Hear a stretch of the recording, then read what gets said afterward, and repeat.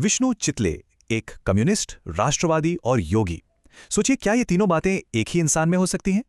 तो सवाल यही है कि कोई एक व्यक्ति इन तीनों किरदारों को एक साथ कैसे जी सकता है। चलिए समझते हैं। साल 1906 में जन्मे चितले ने अपनी आंखों से देश को आज़ादी के लिए लड़ते देखा और जल्द ही इसका हिस्सा बन गए। उन पर दो बड़ी विचारधाराओं का गहरा असर हुआ, जो अक्सर एक दूसरे के खिलाफ मानी जाती थीं। पर चितले के लिए ये दोनों रास्ते, राष्ट्रवाद और साम्यवाद, भारत के लोगों की सेवा के लिए ही थे। उन्होंने किसानों और मजदूरों को एकजुट किया और उनके हक के लिए एक मजबूत आवाज बने। लेकिन 1942 में उनके इन दोनों निष्ठाओं की सबसे बड़ी परीक्षा हुई। ये गांधी जी का अंग्रेजों भारत छोड़ो का नारा था, जिसने पूरे देश को एक कर दिया था। कम्युनिस्ट पार्टी का आदेश था, भारत छोड़ो का विरोध करो। अब चितले को चुनना था, पार्टी या देश। चितले का फैसला साफ था।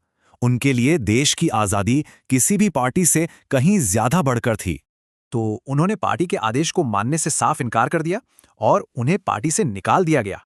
लेकिन पार्टी से बाहर होकर भी देश के लिए उनका संघर्ष कभी नहीं रुका।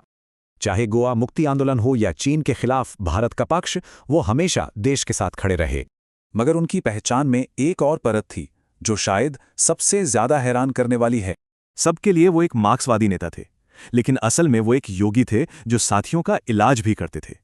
वो जन्म से ब्राह्मण थे, पर जाति व्यवस्था के कट्टर विरोधी थे और दलितों के लिए हमेशा लड़े। मतलब वो पश्चिमी राजनीति और पूर्वी अध्यात्म के बीच एक तालमेल बनाना चाहते थे। उन्होंने साबित कर दिया कि सच्ची देशभक्ति किसी एक विचारधारा की मोहताज नहीं होती।